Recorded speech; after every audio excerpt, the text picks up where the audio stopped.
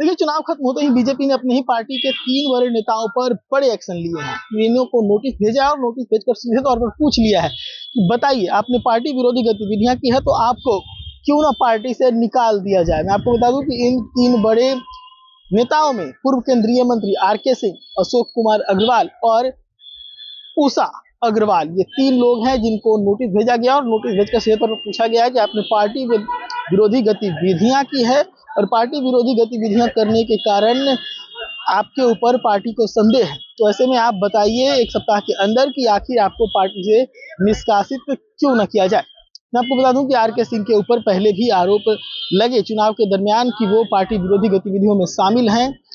कई बार उनके बयानात ऐसे आए जिससे पार्टी असहज होती रही, जिसके बाद पार्टी के अंदर जो है उनका कद इस कदर बना कि पार्टी अब उन्हें नोटिस दे रही है और नोटिस देकर उनसे सीधे तौर पर पूछ रही है कि आप बताइए कि आपके ऊपर कार्रवाई क्यों न की जाए, आपको पार्टी से क्यों न निकाल दिया जाए। तो ये एक बड़ा अपडेट है इस वक्त बीजेपी के खेमे से। मैं आपको बता दूं कि आर.के. सिंह पूर्व में आईपीएस भी रह चुके हैं और उसके बाद केंद्रीय मंत्री बने, सांसद बने और तमाम तरह की बड़ी बड़ी जिम्मेदारियां जो है उन्होंने बीजेपी के अंदर निभाते रहे हैं। मैं आपको बता दूं कि जब मोदी कैबिनेट 1.0 थी तब जो आर.के. सिंह थे वो पावर मिनिस्टर बनाए गए थे, ऊर्जा मंत्री बनाए गए थे, एक बड़ी जिम्मेदारी मिली थी। लेकिन उसके बाद मैं आपको बता दूं कि धीरे धीरे उनके प्रति जो है कहीं ना कहीं पार्टी की नाराजगी बढ़ी है। उनके जो बयानात हैं वो पार्टी को असहज कर रहे थे।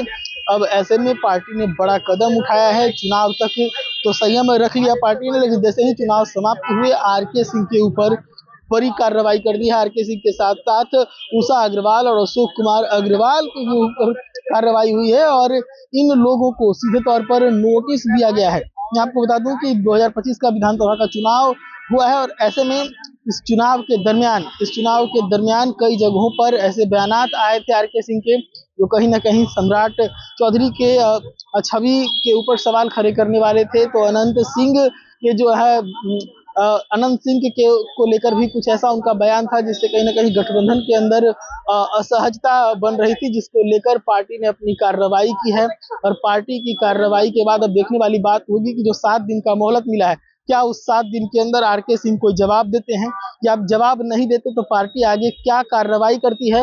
अगर पार्टी आगे उन्हें पार्टी से निकालती भी है तो फिर सवाल ये भी उठता है कि आर.के. सिंह की आगे की राजनीतिक राहें क्या होने वाली है, क्योंकि बिहार के अंदर अगर देखा जाए इस वक्त तो एनडीए के अंदर से अगर उनके ऊपर कार्रवाई होती है तो किसी एनडीए पार्टी के अंदर वो जाए, इस बात की संभावनाएं कम रह जाती है। और अगर बात करें विपक्ष की तो इस वक्त विपक्ष भी कोई ऐसी मजबूत विपक्ष नहीं है जहां पर आर.के. सिंह जैसे कद्दावर नेता जो सांसद रहे, केंद्रीय मंत्री रहे, उनके लिए कोई सेफ सीट होने वाली है। हालांकि इस पूरे मामले पर हम अपनी नजर बनाए हुए हैं और आपके सामने एक एक खबर पेश करते रहेंगे।